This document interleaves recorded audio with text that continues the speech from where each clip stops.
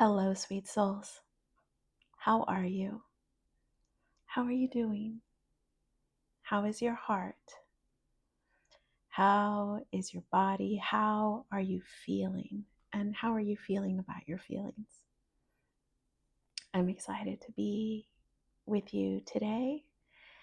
This feels like a soul guided and ancestrally guided message. So we're going to go slow. If you saw my last video, we are here to go slow. There is a big segment of us who are meant to go slow.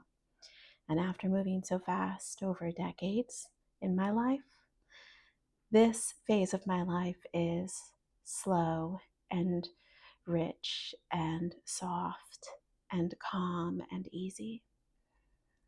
I am here to share a message with you, and I kept wondering why I was coming in with this message, which feels like so core, so essential. And I'm sure I've talked about it in lots of other ways on the channel, right? But if I may, today is a special day in the calendar for this sort of message in the Mayan sacred calendar. So the message is, listen to your soul. Your soul is your true inner guidance system.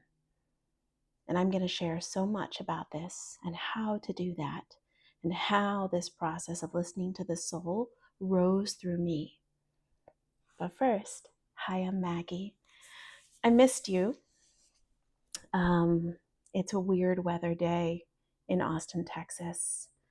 And I have some candles lit and some incense going. I heard the call to get those things going. So we are cozy up in here. I'm a storyteller and a ritualist, and I help people hear and attune to their inner guidance system, which is the language, the voice of the soul. And today's message is a big one, meaning there's lots of different layers, there's lots of richness to it, because I'm going to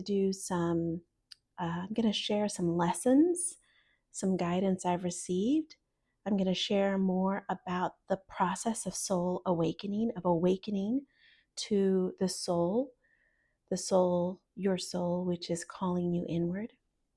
And it's a beautiful day to do that because today is 3C in the Mayan sacred calendar. I'm a student of the Mayan sacred calendar and I study and sit with it every day. That is just something I'm passionate about. It is a way of timekeeping that connects to energy, and my ancestors called me back to it. So today's energy is really about the inward process of unconditional love, of faith, of loyalty, and how we offer those things first and foremost within here. And it just made me giggle like right before I sat down to record this for you, because listening to your soul is, fortified by the energy of C. And 3 is the sacred number of going within, of working on stuff inside of you. It may not be easy, it may come with effort, but we're meant to go within and work some stuff out. And so today, I am going to tell you how to listen to your soul. And I think over these next few weeks, I will share practices on how to do that, because there's some important stuff around listening to your soul that I'm just hearing the call to tell you, because it just feels like so innate to me now. It's so natural. It's a part of how I live my life. And yet I know it's not how others live their life yet. But it is the future. The currency of energy is the future. And our energy is restored and revitalized and solidified by going within. And the surest way to go within is to hear the soul, to confer with the soul. The soul is love, period. And your love that's within you has a voice. It does. It's not the voice that you have given priority to, perhaps, but it is the voice that is the channel for unconditional love. The soul's voice is the calm and all-knowing wisdom and language that surfaces from within when we get quiet and we listen, right? Sometimes when I look off to the side, I'm listening to another dimension, right? The soul's voice, it does not necessarily appear in a fortified way automatically. It emerges gradually as we create space for it. And I didn't make space for it for many decades. I would hear it here and there, right? But I didn't listen to it. I automatically went to my mind and said, there must be a way to strategize my way out of this. There must be a way to figure out my way out of this. There must be a way to make a plan, right? And work toward that plan to build the life of my dreams. Now I know, and I'm going to share this with you. Now I know that the key to calling in all the love you seek is to be that love. Period. That's the key. That's it.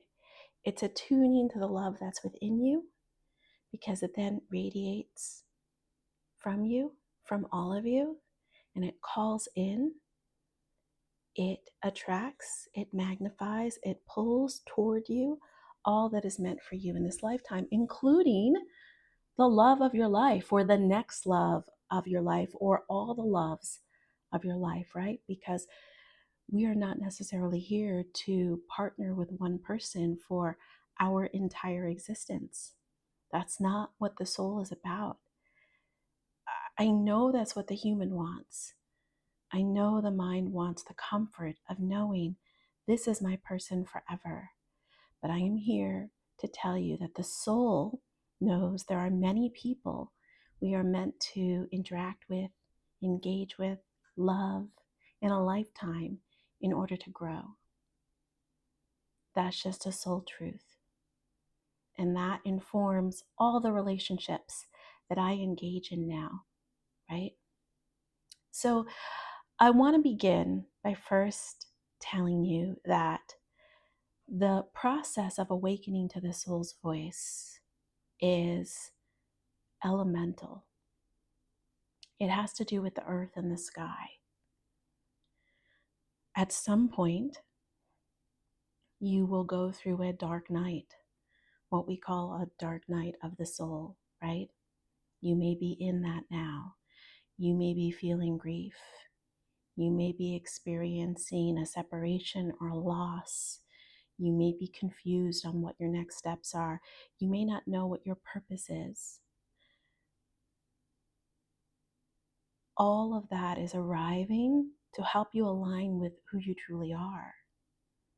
And for many of us, not all of us, but for many of us, the soul awakening process is a call to the earth and the sky.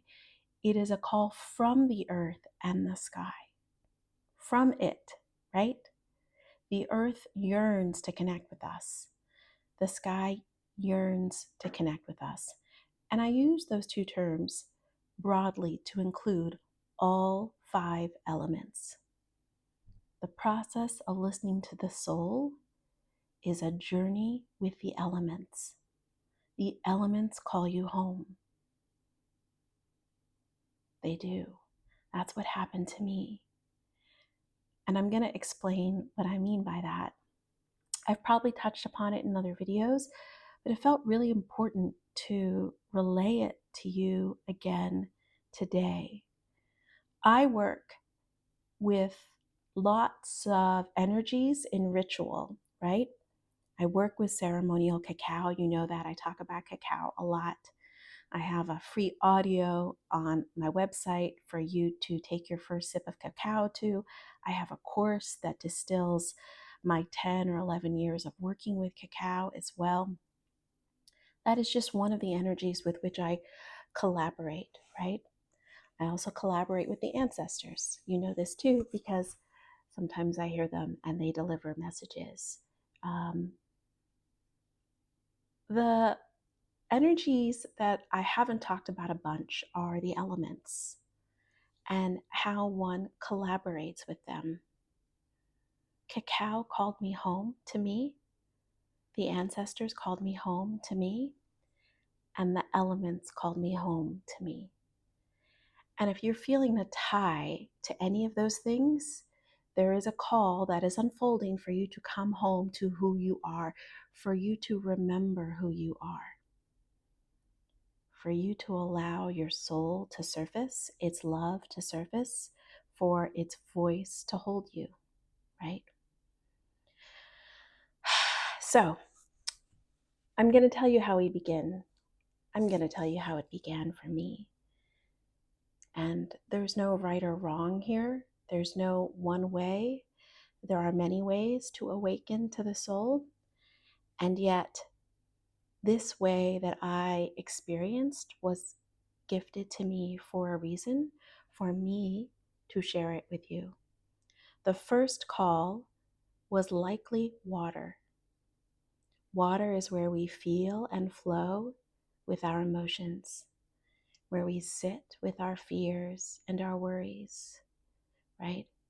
Where we lay our innermost emotions, feelings on the altar, and we merge with them and we allow them. I literally was called to water. I literally was called to the ocean. And literally, I'd be at the edge of a cliff looking down at the water, and I would hear water say, "Come in with me, join me." Now, I didn't jump off the cliff, but I did end up moving to the sea, and I did end up getting into the ocean every single day for a long period of time. The water held me. The water gave me strength and fortified me as I continued to feel, right? As I continued to navigate loss and the shifting nature of my relationships. So water was one of the first calls that I received. I'd say it's probably tied with earth being an initial call as well, but I'm going to go in an order on purpose because I heard this was the order. After we merge with the water, we then are called to the fire. Fire is where we meet ourselves at the altar, around the fire, around a ceremonial fire, where we tend to our passions, where we ask for support, where we amplify our desires, where you ask for what you truly want, like what you really, really want, right? We go to the fire to restore ourselves, to remember who we are, such that we have the strength to remember who we are in the nature of all of the relationships that we have, right? We need to remember who we are in order to form relationships with friends, family, lovers, relationships that fortify us. At the fire, we can also connect with our lineage, and we can transmute patterns, generational patterns, right? The ones that shaped the relationships that we have today, the relationships that we are calling into our life. And so the fire is meant to tend to the soul's flame, meant to spark it, ignite it, maintain it. After fire, we end up working with earth. And like I said, earth was like an initial call for me as well. I was called into the forest. And when we connect with nature, when we connect with trees, when we connect with mountains, when we connect with land, we remember that we are part of all of it. We remember our original nature. And in a way, we rewild to that original nature. We remember that we are a soul, that we are divinity, that we are love, just like nature is. Earth is like a key element. It teaches us the art of being present for ourselves first and foremost. And it helps us create a stable foundation for authentic connections, right? We can root into ourselves. So when we meet someone, when we meet the future love of our life, the next partner, we will know who we are, maintain our independence while we become interdependent, right? All of it is allowed, both things, right? Earth helps us cultivate relationships that nourish us rather than deplete us. And then from Earth, we work with air in the sky, right? And I have a very special connection with air. Air is where we rest and receive divine inspiration. Air is where we receive messages, transmissions from without and from within, right? It's where we receive in the astral space, right? It's where we are able to bring clarity to relationship dynamics that may seem super confusing. If you are in a relationship right now that is confusing in any way, that relationship is meant to reflect that back to you so that you can find security and rootedness in who you are now, who you wish to be, right? And air helps us discern between anxiety-based thoughts around relationships and true soul-guided, soul-aligned partnerships. Because when we get quiet and listen, right, we can return to the peace within and we can hear what is for us and what is not for us. So I'm very passionate about air and how it creates space to whisper divine messages to us so we know what's for us and what's not for us. And then the last element is ether. That is spaciousness. That is the stillness in which the soul speaks. That's where we can hear the soul most clearly. And ether really teaches us the sacred gift of being able to hold space for ourselves and for others.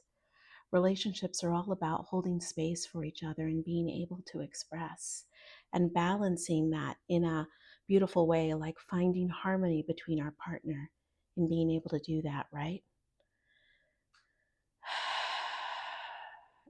Ether helps us to see the divinity in every relationship. Ether helps us release attachment, right? Detach from outcome, which I know is really difficult for so many of us. I know it has been very difficult for me in the past. It is far less difficult. It is much easier to accept people the way they are. And my soul has helped me get there. Processing and moving with my soul, awakening and allowing it to hold me is how I've done that. Now, the elements are super important. And I facilitate a guided journey through the elements over several gatherings to help you remember who you are, to help you become the love that you are seeking outside of you. So it was really important, they said, to share the elemental journey and why the elements are so important.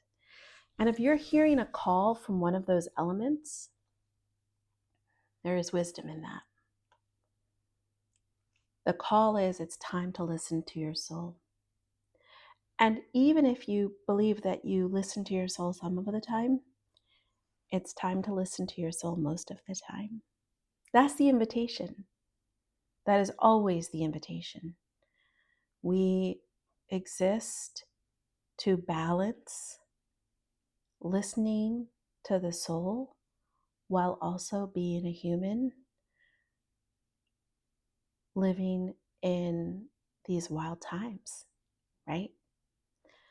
Much of my work is rooted in balancing the soul and the human, knowing that we are both. First, you need to remember that you're a soul, and then you can harmonize that, and this human existence gets a lot easier. There's a lot less suffering when you can balance these two parts of you, and there's a lot more arriving of the love that you seek in all its forms, right? In people, in purpose, in abundance and prosperity, all the things. So I've heard that I should tell you the practices that I do to hear my soul. First and foremost, I talk to my soul every day. And I think my next video will be a practice to guide you to talk to your soul. Would that be good?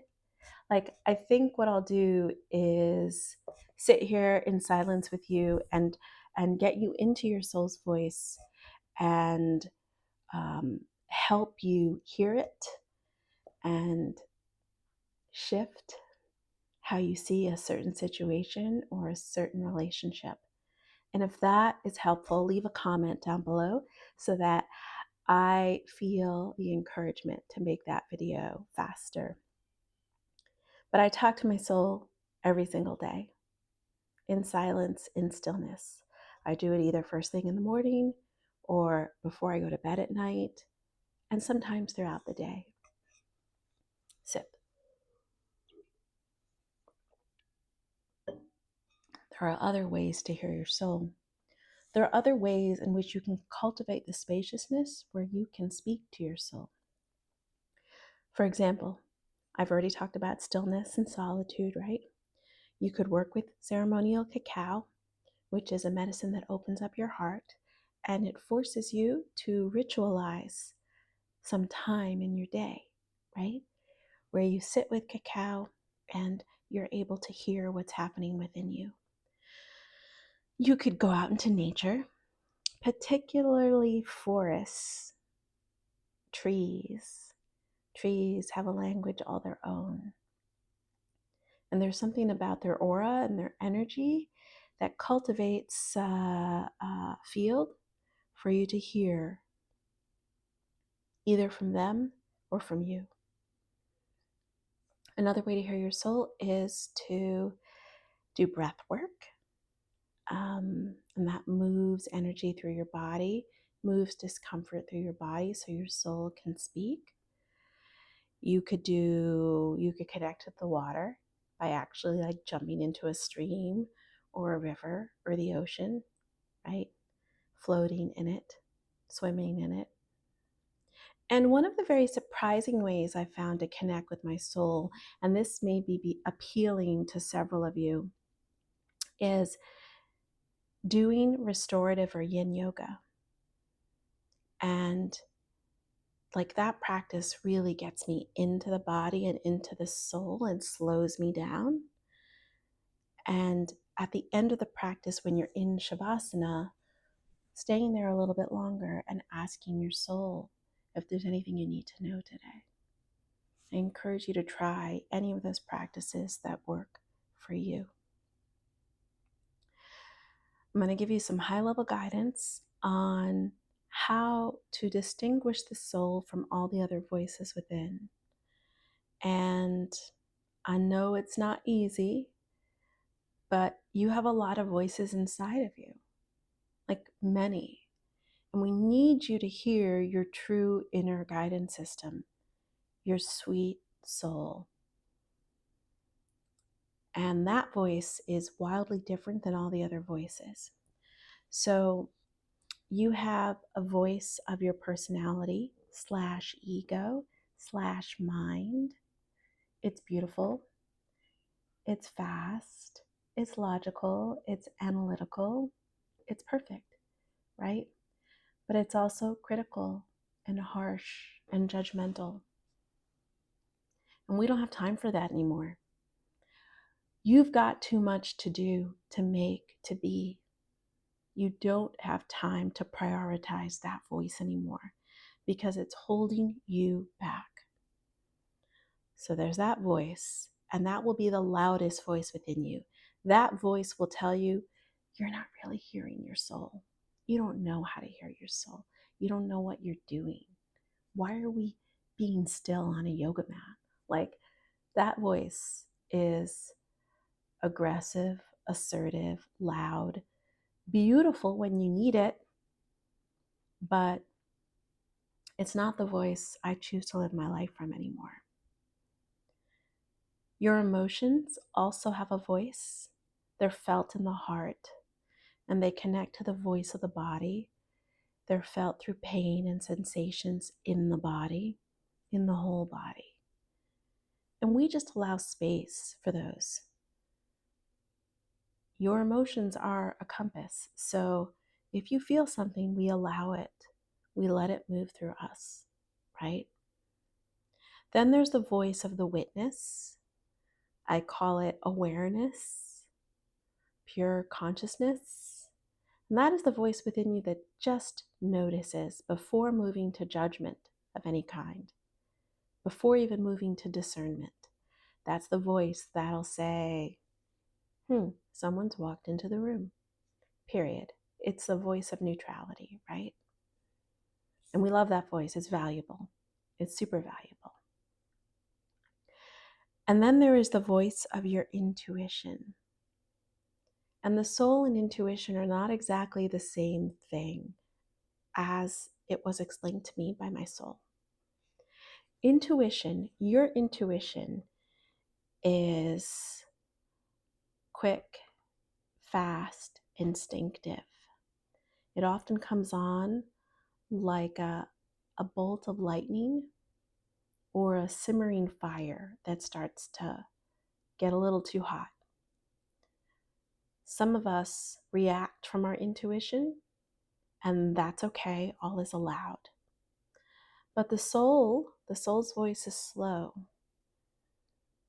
The soul's voice would say, I hear you, intuition. I hear your instinct right now to do this or do that. I want to take it in and integrate that with all the other voices and decide what to do next. The soul's voice is slow and integrative and compassionate, and it knows that all is allowed. So there's so many voices within, and if there is a goal, though there's really never a goal necessarily, except that humanity is here to evolve as a collective. And to evolve, we need to attune to other voices within, to other energies within. This way of living from the mind alone, of reacting from the mind alone, of living from emotions alone, of reacting from emotions alone, like, that's not the way. That's not the way that will help us evolve as a humanity. The soul is where we integrate all of it. The soul is where we hold space for ourselves, where we process for ourselves, and we make choices from the soul level. And when we get into the energy of soul, into the energy of love, into the energy of our embodied wisdom, you are able to call in everything, everything, everything, because you're attuning to the soul field, to the field of divinity, to the field of source, right? So that feels like a lot. I don't think I've talked about how your soul, I've talked about how your soul is love, but I don't think I've talked about how your soul is also your wisdom. Like, the mind holds knowledge, timelessness, spaciousness. The soul converts that into embodied wisdom. which includes trusting yourself above anyone else, like anyone else. I'm serious, right? You are your one true north. Like regulating your nervous system. Your wisdom is going to encourage you to regulate your nervous system, to calm down, to come to center, so we can take integrated action, right? Your embodied wisdom comes through the soul, right? We process emotions through the soul. And in the soul space, there's enough space for us to look at all these emotions in a circular way, to know what is true and what is not true, and to accept what is. The soul helps us follow the signals that our body receives to come into our fullest expression. And it's your embodied soul wisdom that wants you to say yes to all the new things, travel, adventure, new people, because you are here to grow. You are here to come home to yourself so that you can grow and evolve, and so that humanity can evolve, like the whole collective can evolve. I'm hearing the call to tell you that, like, to remind you, and I'll do a whole video on this, but like, the people that come into your life when you're moving from the soul, you begin to see all those relationships as gifts and lessons, even the stuff that didn't work out so well.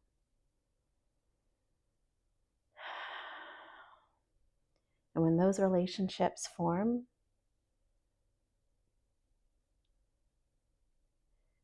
the soul calls in whatever you're meant to experience in order to evolve, so that the two of you evolve together. And maybe you evolve in the same direction and maybe you don't, right? All is allowed. We are here to grow. We are not here to sit in the comfort of being with one person for the rest of our lives, always and forever. That's just not what the soul is here for. Some of us have that mission and some of us do not, right? Some of us have it and some of us don't.